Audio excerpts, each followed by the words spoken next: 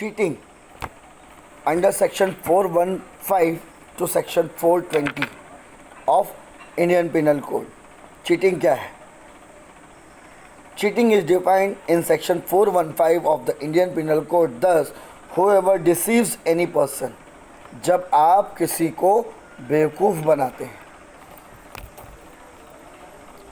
तो whenever you deceive a person fraudulently, dishonestly, induce the person so deceived to deliver any property to any person, to contest that person shall retain property, or intentionally induce the person so deceived to do or omit to do anything which would he not or omit if he were not so deceived, and which act or omission causes damage or harm to that person, body, mind, reputation or property, is said to call as a cheat.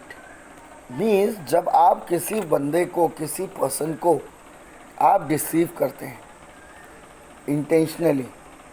Intentionally deceive करना क्या होता है कि आप जानते हैं कि जो आप कह रहे हैं उसको करने के लिए, उससे प्रॉपर्टी मांगने के लिए, या उसको ये भरोसा दिला रहे हैं कि ये प्रॉपर्टी आपको मिलेगी, आप ये ड्राफ्ट भर दो, इतने पैसे दे दो, ये कॉन्ट्रैक्ट कर दो।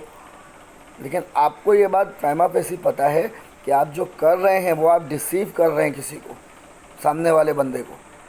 ऐसे में आपके द्वारा किया हुआ एक्ट, आपके एक्ट पे सामने वाले बंदे ने परफॉर्मेंस की, आपको कोई प्रॉपर्टी डिलीवर कर दी, आपके साथ किसी कॉन्ट्रैक्ट में इंटर कर गया, और बाद में पता चले कि ये सारी चीज़ें वैलिड ही नहीं है, वो चीज़ उसको मिली ही नहीं जिसके लिए उसने कॉन्ट्रैक्ट किया। इससे उसका डैमेज हो सकता है, बॉडली डैमेज होता है कि आपने उसको एक फ्लैट बेच दिया चीट करके, जो आपको पता था कि आप उसके मालिक नहीं हो, आपने बेच दिया। वो आदमी पोजीशन लेने गया तो वहाँ पे दूसरा ओनर था, देयर आर चांसेस कि वहाँ पे कोई असॉल्ट क्रिमिनल फोर्स यूज़ हो जाए। ऐसे में उसका बॉडली हार्म हुआ, माइंड उसका हार्म होता है, क्योंकि चीट करते हैं तो कहीं ना कहीं मेंटली उस पर प्रेशर पड़ता है, और रेपुटेशन डाउन होती है, बट ऑब्वियस इज्जत डाउन होगी उसकी, और साथ साथ में प्रॉपर्टी का लॉस होता है। तो इन सब के लिए अगर आपने कुछ किया है तो this is known as cheating under section 415 of Indian penal code.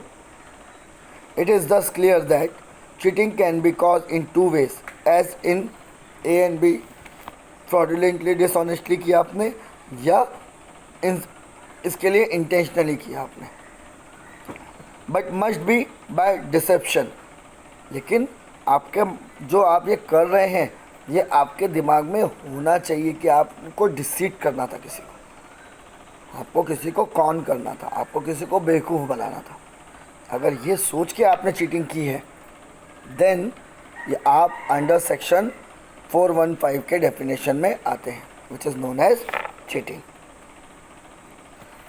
If there is a delivery of a property, उसके लिए अगर आपकी किसी बात में आकर सामने वाले ने आपको प्रॉपर्टी डिलीवर कर दी, आपने चीटिंग की, ठीक है। कि जैसे एक चीज़ आ गई कि मैंने आपसे कहा कि आपकी प्रॉपर्टी मैं आपको 10 करोड़ रुपए दे रहा हूँ, आप ले आइए मेरे पास, लेकिन 2 दिन बाद दूंगा। अब आपको लगता है कि मेरी प्रॉपर्टी की वैल्यू तो 7 करोड़ ही है, 6 करोड़ है, 4 करोड़ एक्स्ट्रा मिलता है। आप वो कॉन्ट्रैक्ट में इंटर कर गए, आपने वो प्रॉपर्टी डिलीवर कर दी,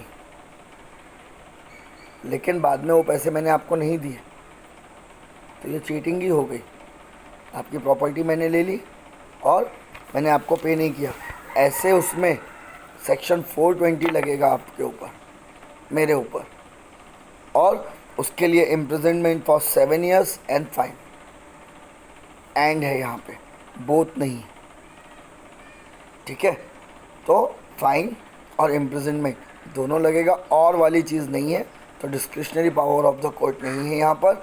आपको इम्प्रिजनमेंट के साथ साथ आपको फाइन लगेगा, ओके। ये अंडर सेक्शन 420 है। And If no transfer of property occurs, the penalty is laid down in section 317, that is imprisonment for 1 year, fine or both. लेकिन प्रॉपर्टी डिलीवर करने के पहले ही आपके सामने मेरी पोल खुल गई, ये तो चीटिंग कर रहा है, ऐसे में आप कंप्लेन करते हैं तो under section 317 imprisonment up to 1 year, fine और बोथ। ये थोड़ा लेस सिवियर पनिशमेंट है। रीज़न इसका ये है कि 420 के अकॉर्डिंग आपने प्रॉपर्टी डिलीवर कर दी, बट 317 के अकॉर्डिंग आपने प्रॉपर्टी डिलीवर नहीं की, आपको कोई लॉस या डैमेज नहीं हुआ, मेंटली हार्म हुआ आपको, ऐसे में सेक्शन 417। तो 417 और 420 में मतलब समझ लीजिए, 420 में ऑफेंस कमिट हो गया है, प्रॉपर्टी डिलीवर हो गई है। यहाँ पर प्रॉपर्टी डिलीवर होने के पहले ही आपको ये बात पता चल गई, प्रॉपर्टी डिलीवर नहीं कर पाए आपको पहले ही ये बात पता चल गई और आपने कंप्लेंट कर दी। Okay, this is the difference. और यहाँ पे आपको imprisonment up to 1 year, fine और both under section 317। Inducement must be fraudulently और डिसऑनेस्ट, और inducement must be intentional. 3 ingredients cheating के लिए ज़रूरी हैं। आप जो इंड्यूस कर रहे हैं किसी को, वो फ्रॉडुलेंटली या डिसऑनेस्ट होना चाहिए। हो सकता है जैसे मैंने आपसे बोला कि मुझे आपकी कार पसंद आ गई, मैं आपको 10 करोड़ दे रहा हूँ, आप प्लीज़ वो गाड़ी लेके मेरे पास आ जाइए। अब आप वो गाड़ी लेके मेरे पास आते हैं और मान लेते हैं मेरी पेमेंट जहाँ से आने वाली थी वो नहीं आई या वो मुझे नहीं मिलेगी। ऐसे में मैंने जो आपको ऑफ़र किया, जो इंड्यूसमेंट दिया, वो फ्रॉड नहीं है, ये मैंने डिसऑनेस्टली वे में नहीं किया है। मेरा कोई इंटेंशन नहीं था, मेरा इंटेंशन ख़रीदना था गाड़ी, बट मेरी पेमेंट रुक गई इसलिए मैं आपको पे नहीं कर पाया। तो ये याद रखिए कि चीटिंग का सेक्शन अट्रैक्ट होने के लिए ये 3 चीज़ ज़रूरी है, that is inducement must be fraudulent और डिसऑनेस्ट, और इंटेंशन तो एवरी क्राइम के पीछे ज़रूरी है। आई बात समझ में? So this is known as cheating. Okay, अब इसमें आप आ जाइए cheating by personation, section 416। Section 416, cheating by personation. This is a common form of cheating. Section 416 provides whoever cheats by knowing or pretending to be some other person or substituting some person for another, knowingly represent that he or any person is a person other than he or such other person is said to cheat by personation. Means आप वो इंसान नहीं है जिसके लिए सामने वाला wait कर रहा है, आपको ये बात पता भी है। देन 2, आप वो इंसान बन के चले गए। सपोज जैसे आपने एडवांस जमा कराया कि आपका केस मिस्टर A.K. शुक्ला लड़ेंगे।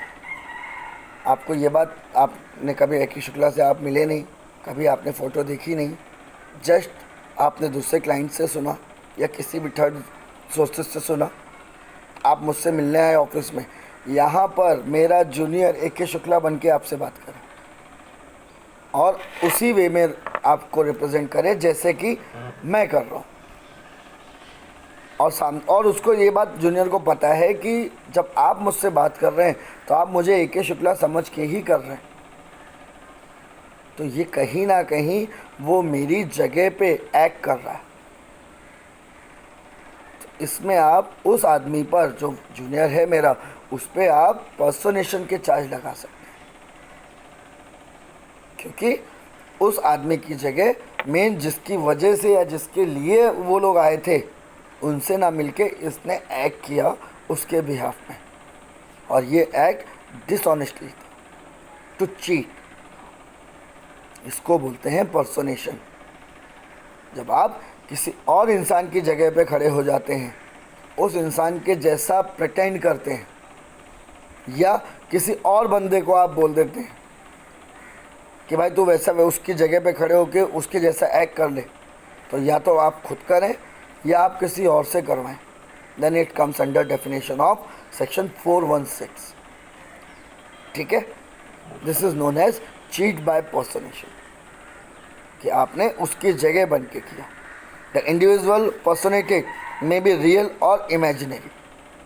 रियल भी हो सकता है, इमेजिनरी। इमेजिनरी कैसे होता है कि आपको ये बता दें कॉलेज कि आपको नेक्स्ट सेम से ऐसे प्रोफेसर आने वाले हैं जो बिल्कुल एक अलग ही वे में पढ़ाते हैं।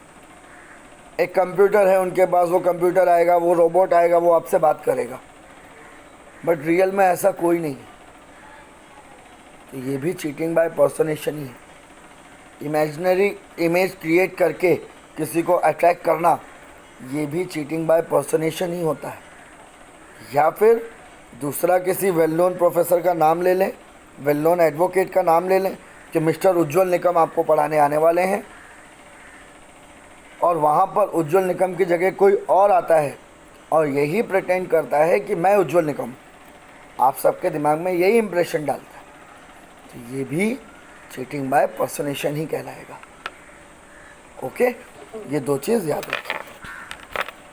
इसमें आपको इम्प्रिजनमेंट फॉर 3 years, फाइन और both under section 419 of the Indian penal code, ये आपको लगेगा। अब उसके बाद नेक्स्ट आपका आता है मिसचीफ, सेक्शन 425। ये आपका पार्ट है offences dealing with damage to the property, जिसमें आप प्रॉपर्टी को डैमेज करते हैं।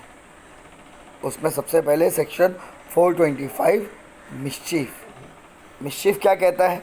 Under section 425 a person commits mischief if he with intent to cause or knowing that he is likely to cause wrongful loss, damage to the public or any person. Means यहाँ पर आप ऐसा कोई काम करते हैं जिसमें आपको पता है कि आप सामने वाले को wrongful loss और डैमेज कर रहे हैं आपके एक्शन से, वो भले ही चाहे वो पब्लिक का हो या फिर किसी एक सिंगल पर्सन का। इसको कहते हैं मिसचीफ। आप किसी के यहाँ जा रहे हैं, किसी की गाड़ी बाहर खड़ी है, आपने आग लगा दी, आपने रॉन्गफुल लॉस किया। अब वो गाड़ी चाहे पब्लिक प्रॉपर्टी हो या फिर किसी पर्सन की, ये आएगा आपका under section 425, that is mischief. Causes the destruction of any property, destruction होना जरूरी है प्रॉपर्टी का, और any such change in a property और in the situation thereof as destroy, diminish the value, utility, affect to is injuriously। means property value को आप down कर दें आपके एक्शन से, या तो कंप्लीटली डैमेज कर दें या फिर ऐसा कर दें जिससे प्रॉपर्टी वैल्यू उसकी डाउन हो गई। जैसे गाड़ी का आपने स्पेयर पार्ट बदल दिया, ये भी कहीं ना कहीं प्रॉपर्टी की मेन वैल्यू में डैमेज हो गया। ओरिजिनल पार्ट हटा के आपने नकली पार्ट लगा दिया, तो आपने प्रॉपर्टी की वैल्यू कहीं ना कहीं डिमिनिश कर दी। ये सारा का सारा आता है under section 425। This is known as mischief. It is not necessary that the offender should intend to cause loss damage to the owner of the property injured और डिस्ट्रॉयड। यहाँ पे ओनर को लॉस हुआ है या डैमेज हुआ है, ये इंटेंड हो, ये ज़रूरी नहीं है। आपका इंटेंशन यहाँ पे देखा नहीं जाता। मीन्स किसी स्ट्रेंजर की प्रॉपर्टी को भी आपने नुकसान पहुंचाया तो वो माना जाएगा। यहाँ पे आपका इंटेंशन नहीं कि सर मेरा उससे कोई लेना देना नहीं था तो मैं क्यों करूँगा। तो ये एक सेक्शन ऐसा है जहाँ पे आपके इंटेंशन की ज़रूरत नहीं होती। आपने लॉस या डैमेज किया, that is sufficient, and that loss and damage should diminish the value of the property, should destroy the property. What amount, वो बात की बात है, लेकिन आपका एक्ट अगर आपने ऐसा कुछ किया है then it comes under section 425, that is mischief. Okay,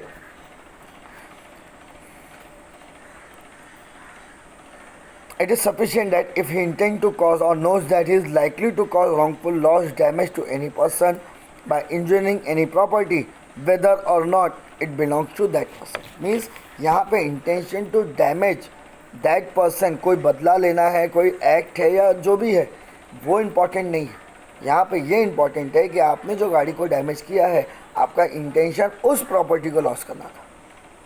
but obviously आप आग लगाएंगे किसी गाड़ी में तो आप यही सोच के लगाते हैं ना कि उसका नुकसान हो जाए। आप चलते चलते कार पे स्क्रैच मार देते हैं, किसी प्रॉपर्टी का आप पेड़ वगैरह है उसको आप डिस्ट्रॉय कर देते हैं, तो ये सारा का सारा आपका आता है मिसचीफ में। यहाँ पर इंटेंशन नेसेसरी है, but intention to cause damage to the property necessary है, ना कि intention to harm that person necessary who is the owner of the property. वो नेसेसरी नहीं, आपको प्रॉपर्टी डैमेज की वो नेसेसरी पार्ट है।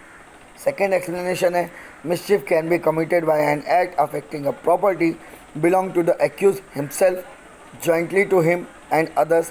In other words, the property involved may belong to any person including the offender or to himself and others jointly. Means आपकी bike खड़ी है parking में, वॉट एवर आपका रीज़न रहा हो, आपको बहुत गुस्सा आया और आपने उस बाइक को जला दिया, लेकिन आपके जलाने के साथ साथ वहाँ पे औरों को भी डैमेज हो गया, बाकी बाइक्स को भी नुकसान हुआ। आप ये नहीं बोल सकते सर मैं तो मेरी प्रॉपर्टी जला रहा था, लेकिन आपका इंटेंशन अपनी प्रॉपर्टी को डैमेज करना हो सकता है, बट ये कॉज आपको देखना चाहिए था, ये कॉशंस आपको लेना चाहिए कि आप जो अपनी प्रॉपर्टी के साथ कर रहे हैं दूसरे का नुकसान ना हो जाए। मैं मेरा घर गिरा दूं और मेरे घर की वजह से मेरे आसपास के 4 मकान उसमें दब के गिर जाए, तो मैं ये नहीं बोल सकता कि मेरी प्रॉपर्टी थी मैं जो चाहूँ वो करूँ। आप कर सकते हैं अपनी प्रॉपर्टी के साथ जो मन में आए, but with the care and caution कि अदर्स को डैमेज ना हो। यही बात समझ में, इसको कहते हैं आप मिसचीफ। मिसचीफ करने पर आपको इम्प्रिजनमेंट फॉर 3 months, फाइन और बोथ। मिसचीफ के लिए ये थोड़ा लेस पेटी क्राइम में आता है, इसके लिए आपको 3 महीने की सज़ा, फाइन या बोथ हो सकता है। ऑफेंस ऑफ मिसचीफ को प्रूव करने के लिए 3 इंग्रेडिएंट्स आर इम्पॉर्टेंट। कौन कौन से हैं?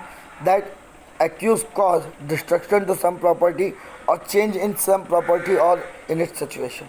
मीन्स डैमेज होना ज़रूरी है, डैमेज ही नहीं होगा तो मिसचीफ लगेगा नहीं, क्योंकि मिसचीफ का डेफिनेशन ही कहता है whenever any person is cause damage to the property और diminish the value of the property. तो यहाँ पर commission of offence is necessary, planning necessary नहीं है। ओके, तो यहाँ पर damage to the property is necessary. Second one, that such act destroy and diminish the value. Same चीज़ आ गई कि आपका एक्ट डिस्ट्रॉय कर दे, डिमिनिश कर दे वैल्यू को। और third one, the accused did it with intent to cause knowingly that he was likely to cause wrongfully loss to the public और एनी पर्सन। और एक्यूज को ये बात पता हो अच्छे से। बहुत सारे एक्ट होते हैं जिसमें आपको नहीं पता होता कि आप ऐसा कुछ करेंगे तो पूरा प्रॉपर्टी लॉस हो जाएगा। बहुत सारे एक्ट होते हैं, स्पेशल कैरेक्टर के एक्ट होते हैं कि आप आईसीयू में गए, आपका फ़ोन अर्जेंट मीटिंग के लिए आने वाला है, बैटरी डाउन है, आपने आईसीयू का प्लग हटा के अपना प्लग लगा दिया, अब सामने वाला मर गया आपकी वजह से। ये रॉन्गफुल लॉस हुआ, क्योंकि इतनी नॉलेज आपको होनी चाहिए। बट आपने कोई ऐसा प्लग हटाया, आपको नहीं पता दूसरी जगह क्या चल रहा है, और फिर वहाँ पे लॉस हो गया, तो आपका इंटेंशन कोई लॉस करना भी नहीं था, तो ये मिसचीफ में नहीं आएगा, वो नेग्लिजेंट एक्ट में आएगा। जो भी उसका रिजल्ट होगा उसके अकॉर्डिंग सेक्शंस अट्रैक्ट होंगे। Okay, so this is known as mischief of the property. इसके बाद आते हैं violation of a right to property in order to commit other offences. क्या क्या है? First one, criminal trespass, section 441 to section and section 447। Criminal trespass means जब आप किसी की प्रॉपर्टी में without owner's permission, without owner's consent आप enter करते हैं। अब ये परमिशन, कंसेंट, ओनर, उसके रिप्रेजेंटेटिव, टेनेंट, कोई भी दे सकते हैं। प्रॉपर ओनर का ही होना ज़रूरी नहीं। उसने टेनेंट रखा हुआ है अपने प्रीमाइसेस में, तो उस समय टेनेंट ही वहाँ का ओनर है। ठीक है, तो जो भी occupier of the proper position है उसकी परमिशन के बगैर आप इंटर करते हैं किसी की प्रॉपर्टी में, then it is known as criminal trespass. ठीक है, डेफिनेशन पढ़ लीजिए इसका। whoever enters into or upon property in a possession of another with intent to commit an offense or intimidate, insult, annoy any person in a possession of such property having lawfully ये सबसे पहले आया illegal, आपने inter किया, आपका intention था उस property को डैमेज करना या इंटिमिडेट करना, किसी को इंसल्ट करना हो, इसके लिए आप घुसे, या आप उस आदमी को सिर्फ परेशान करना चाहते थे तो भी आप घुसे। सेकेंड पार्ट है having lawfully entered into and upon such property unlawful remain there with intent to thereby to commit an offence, intimidate, insult और एना। सपोज लॉफुली आपको परमिशन तो मिली इंटर करने की, बट टाइम पीरियड फिक्स था। For example आप मुझे अपने यहाँ डिनर पे बुलाएं, डिनर पे आपने मुझे डिनर कराया, अच्छी खासी हमने बातें की, उसके बाद आप डिनर के बाद आपका ये क्लियर वो है इंस्ट्रक्शन है कि भाई अब आप अपने घर जाइए, बट मैं वहाँ से अब निकलने को तैयार नहीं हूँ, तो ये हो गया ट्रेसपास। ठीक है, भले मेरा इंटेंशन कोई ऑफेंस कमिट ना भी करना हो, एनॉयमेंट तो किया मैंने, तो भी वो ट्रेसपास कहलाएगा। ओके, तो दो चीज़ समझ लीजिए, एक आप विदाउट परमिशन घुसते हैं प्रॉपर्टी में, या परमिशन लॉफुली एंट्री आपको मिली हुई है बट उसके ओवर होने के बाद भी आप रिमेन रहते हैं उस प्रॉपर्टी में, तो ये दोनों ही कहलाएगा क्रिमिनल ट्रेसपास। इसके लिए आप या तो कोई ऑफेंस करने के लिए घुसें, इंटिमिडेट करने के लिए घुसें, इंसल्ट करने के लिए घुसें, या सिर्फ एनॉय करने के लिए घुसें, देन टू ये आएगा criminal trespass under section 441।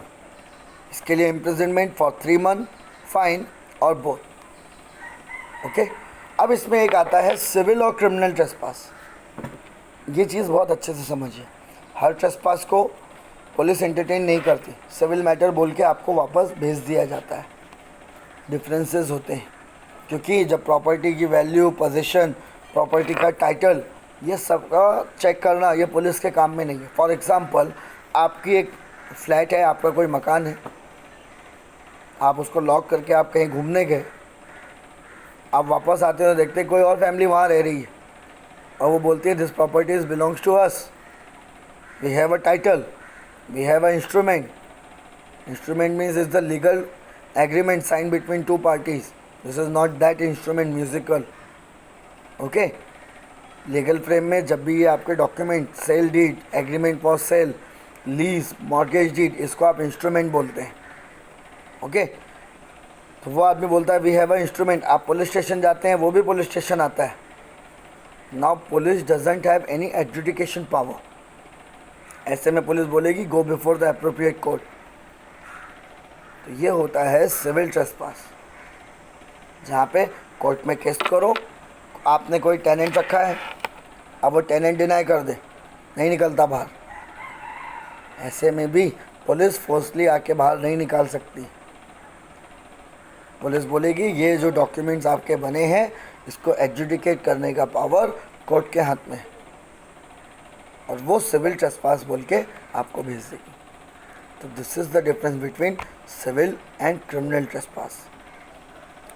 Just there is a civil and criminal breach of a trust. Similarly, trespass is either civil or criminal. It is to be remembered that a simple and unintentionally entry upon another land constitutes an injuria and is actionable, but civil suit lies for this offence and not a criminal prosecution. If the entry is effected with the mens rea mentioned in section 441, then alone criminal trespass prosecution will lie.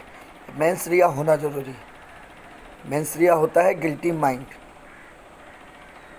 ठीक है, तो hairline difference है criminal trespass और civil trespass में। ठीक है, तो ऐसे में आपको वो डिसाइड करके एज पर द सिचुएशन ये डिसाइड होता है कि आप सिविल ट्रेसपास का केस आपको अटैक करना है या क्रिमिनल ट्रेसपास का। This is known as criminal trespass. Okay, under section 441 it is punishable for imprisonment up to 3 years, fine or both. 3 ingredients भी आप पढ़ लीजिए, that there are 3 ingredients are necessary for criminal trespass. First one, entry into or upon the property in possession of another. सबसे पहले आप किसी और की प्रॉपर्टी में इंटर करते हैं जो किसी और की है, अनदर प्रॉपर्टी होनी चाहिए। If entry is lawful then unlawful remaining on such property. अगर एंट्री आपकी लॉफुल है बट रिमेनिंग पीरियड आपका अनलॉफुल है, एक टाइम फिक्स पीरियड तक था, जैसे आपको कॉलेज आना है 11 बजे तक आपको अलाउड है, आप शाम को 6 बजे वहाँ जाके बैठ जाएँ, I am the student of this college, ये मेरा क्लास है, तो ये क्रिमिनल ट्रेसपास कहलाएगा। You are not suppose to enter beyond the time period. तो एंट्री लॉफुल हो सकती है बट आपका पीरियड फिक्स होता है। और third one, such entry remaining और unlawful remaining must be intend to commit an offence, intimidate, insult, annoyed any person. आपने ये सब कुछ नहीं किया और बाद में आप बोलते हैं सर मुझे पता नहीं था कि ये प्रॉपर्टी आपकी, तो वो क्रिमिनल ट्रेसपास नहीं है।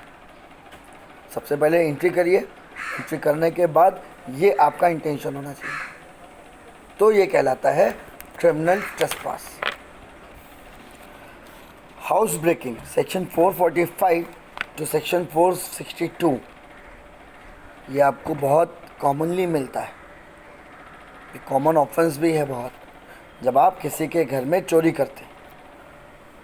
ठीक है, section 445 defines house breaking as under a person is said to commit house breaking who commits house trespass if he enters or being in the house or any part thereof for the purpose of committing an offence, having committed an offence therein he quits through a passage made by himself or any abettor of the house trespass in order to committing an house trespass not intended by any person other than himself or an abettor for human interest to which he has obtained access by scaling, climbing over any wall or building which he or abettor has opened in order to commit of the house trespass by means of the passage was not intended by occupier by any passage which he knows have been fastened against such entrance by opening of any lock, by using criminal force,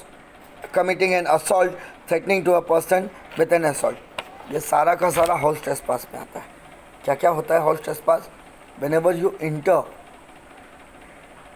bye your intention और by the command of the abettor, कोई आपको बोलता है, abate करता है कि जा वो घर खाली है घुस जा, तो भी वो हाउस ट्रेसपास माना जाता है।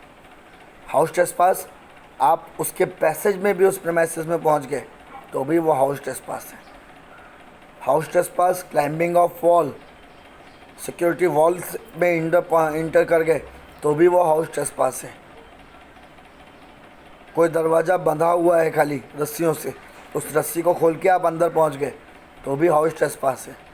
लॉक है, लॉक को आपने खोल दिया मास्टर की से या किसी और की से, तो भी वह हाउस ट्रेसपास है। या फिर आपने किसी को धमकाया, जो वहाँ का सिक्योरिटी गार्ड है उसको आपने गन दिखाई और इस फियर में उसने वो खोल दिया तो भी ये हाउस ट्रेसपास है। या फिर क्रिमिनल फोर्स करके, कि मतलब आपने कोई ऐसा फोर्स लगाया जो गेट टूट गया, तो भी ये हाउस ब्रेकिंग कहलाएगा। आई बात समझ में? तो this is known as house breaking. इसका वाइडर डेफिनेशन है, वाइडर सेंस में समझने की कोशिश करिएगा। So this is known as house trespass. Explanation है, at out house building occupied with the house and between which such house is there immediate internal communication is the part of the house. Out house होते हैं bungalows में, अगर आपने देखा होगा, बड़ी बड़ी प्रॉपर्टीज़ में देखा होगा, तो वो भी हाउस ट्रेसपास के अंडर ही आता है, हाउस ब्रेकिंग के अंडर ही आएगा। ठीक है, आप वहाँ पे भी इंटर कर गए, पैसेज में भी इंटर कर गए, तो भी वो हाउस ब्रेकिंग ही कहलाएगा। हाउस ब्रेकिंग का यहाँ पे ये रिलेशन मत मानिएगा कि वो घर के अंदर आ जाए, प्रेमाइसेस में भी आ गया, which is legally owned by the owner, then it is house trespass.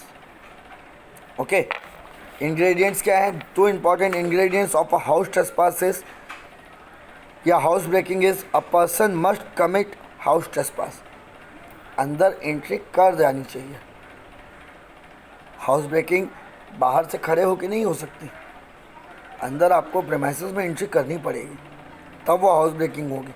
He must effect his interest into the house of any part और in any of the way mention in section 445। Means enter कर जाए, passage में हो या कहीं पे भी हो, और सेक्शन 445 के आधार पे जो मैंने आपको बताया कि एंट्री करना, क्लाइम करना, फोर्सली तोड़ देना, लॉक खोलना, किसी को डरा के लॉक खुलवा लेना, किसी थ्रेड को खोल देना, ये सारा का सारा आपका हाउस ब्रेकिंग में कहलाता है।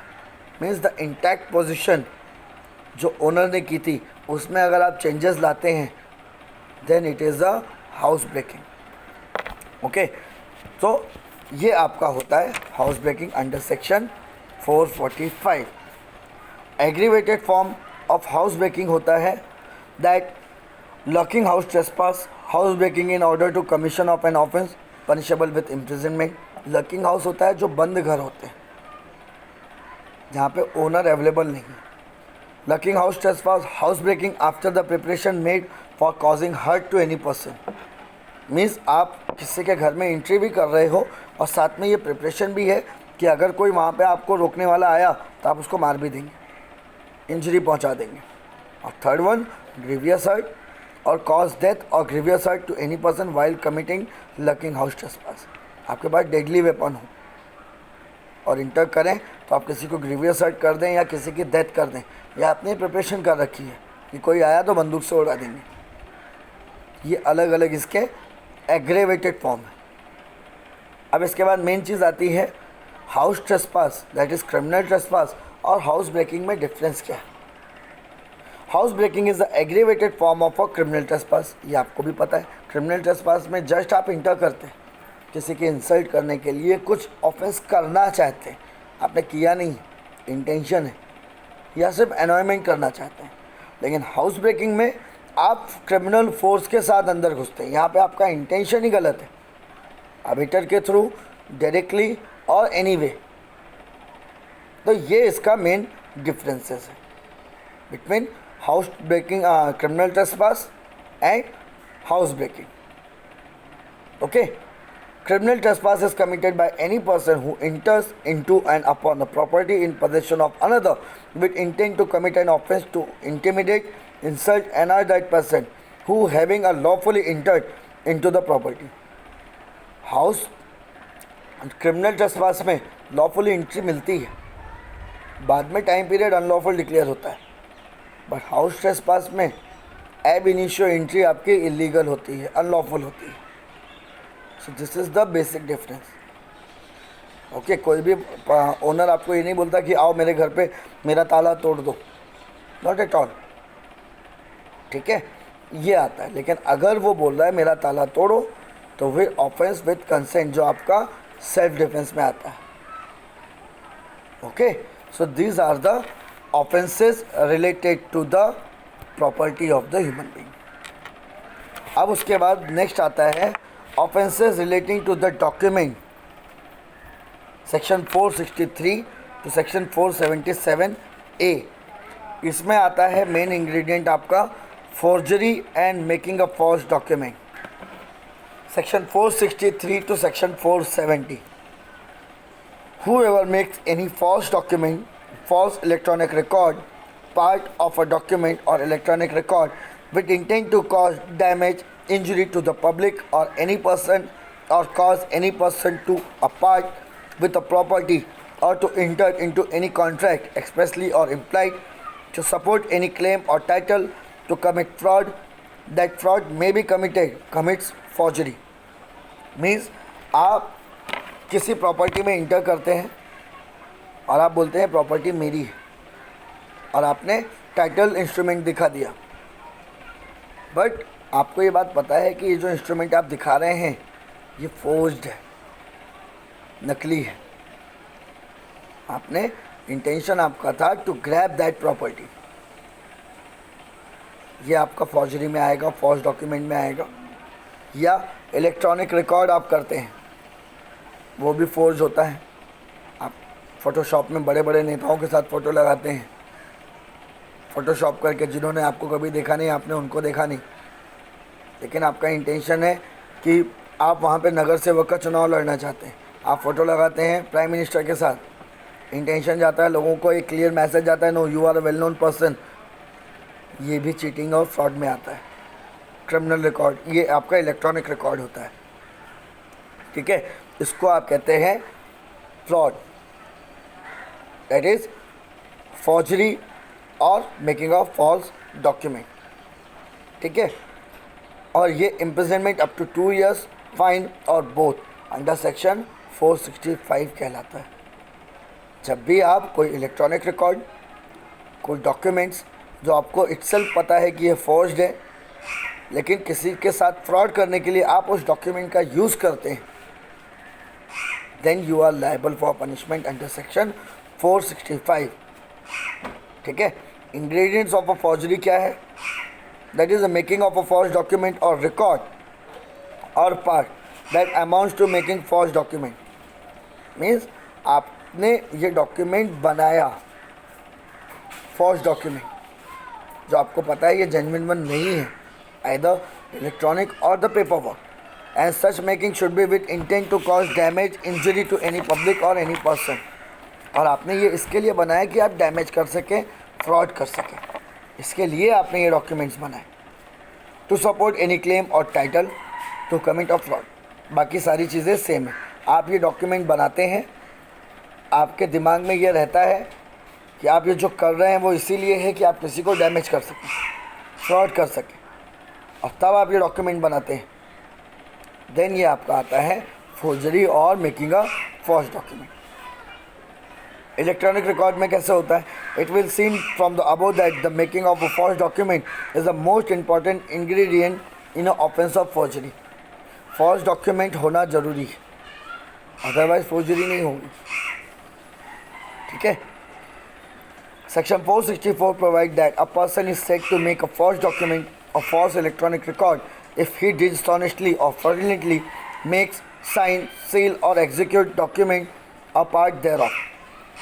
आप डॉक्यूमेंट बनाएं, साइन करें, सील लगा दें, बहुत सारे सिग्नेचरी सील आते हैं वो लगा दें, एग्जीक्यूट कर दें डॉक्यूमेंट को, जो आपको पता है कि ये डॉक्यूमेंट फॉल्स है, डिसऑनेस्टली आपने किया है, या makes transmit any electronic record और part of the electronic record, same चीज़ आप इलेक्ट्रॉनिक रिकॉर्ड में करें।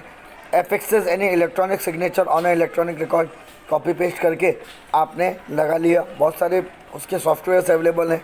Makes any denoting the execution of a document और the authority of the electronic signature, authority की स्टैम्प बना ली, सिग्नेचर कहीं से कॉपी पेस्ट कर लिया, तो ये सारा का सारा आपका फ्रॉड में आता है, मेकिंग अ फॉल्स डॉक्यूमेंट में आता है। With intention of causing it to be believed that such document or part thereof electronic record or electronic signature was made, signed, sealed, transmitted or affixed by or by the authority of a person by whom, whose authority he knows that he is not made, signed, sealed or executed।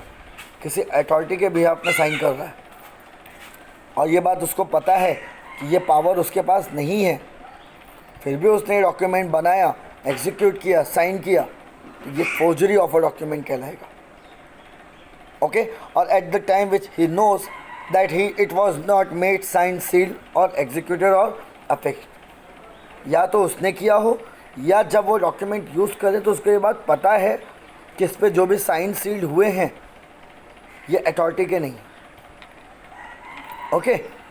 तब ये सारा का सारा आपका forgery और making a false document में आएगा under section 464, ठीक है। उसके बाद नेक्स्ट उसमें आइए, that is the final one, second point इसका, इफ ही डिसऑनेस्टली और fraudulently with lawful authority by cancellation और otherwise alters document, electronic record और material part thereof after it has been made, executed, affix either himself. मीन्स पहला part आपने देखा जहाँ पे उसका डॉक्यूमेंट ही फॉल्स्ड है, सेकेंड पार्ट देखिए जहाँ पे डॉक्यूमेंट सही है लेकिन उस डॉक्यूमेंट पर उसने अल्टर किया। मीन्स पहली चीज़ में आप अपनी मार्कशीट ही फॉर्ज बनाते हैं, आप कभी उस कॉलेज गए नहीं, आपने कभी एग्ज़ाम दिया नहीं, आपने वो मार्कशीट बना ली, ये फॉर्ज्ड है। सेकेंड पार्ट, आप उस कॉलेज में पढ़ते हैं, आपको मार्क्स मिले हैं सिर्फ 4, आपने आगे एक और 4 बना के 44 कर दिया, अल्टर किया आपने, मॉडिफिकेशन किया, ये भी फॉर्जरी। ओके, तो पहला पार्ट जहाँ पे डॉक्यूमेंट एब इनिशियो फॉर्ज है, आपने बनाया है, आपको पता है कि ये डॉक्यूमेंट फॉर्ज है। और सेकेंड पार्ट में डॉक्यूमेंट जेन्युइन था लेकिन आपने उसमें अल्टरेशन किया। At the third part, if he dishonestly or fraudulently causes any person to sign, seal, execute, alter document or electronic record, or to affix his electronic signature by electronic record, knowing that a reason of unsoundness of mind, intoxication, by reason of deception practice him, ये total आपका आ जाता है under section 464। कोई intoxicated बंदा है, आपको पता है कि वो उस सेंस में नहीं है, फिर भी आपने अपने डॉक्यूमेंट पे उससे साइन करवा लिए, ये भी फॉर्ज है। ये तीसरा फॉर्म है। कोई पागल है, अनसाउंडनेस ऑफ माइंड है, उससे आपने साइन करवा लिया, ये भी फॉर्ज है। तो ये टोटल आप इसका क्राइटेरिया समझ लीजिए, 3 तरीके का आपका ये आता है फोर्जरी और making a false document. That is first, जब आप उस डॉक्यूमेंट को खुद क्रिएट करें या डॉक्यूमेंट आप यूज़ करें जो आपको पता है कि ये गलत है। सेकेंड, आपके पास ओरिजिनल डॉक्यूमेंट था, ग्रांटेड बाय द अथॉरिटी था, उसमें आपने अल्ट्रेशन किया। And the third, electronic seal signature आपने लिया अनसाउंडनेस ऑफ माइंड से या इंटॉक्सिकेटेड पर्सन से, जो सेंस में ही नहीं कि उसको नहीं पता कि वो क्या इंटर कर रहा है, तो ये भी आपका फॉल्स डॉक्यूमेंट आता है। तो these are the offences related to the documents.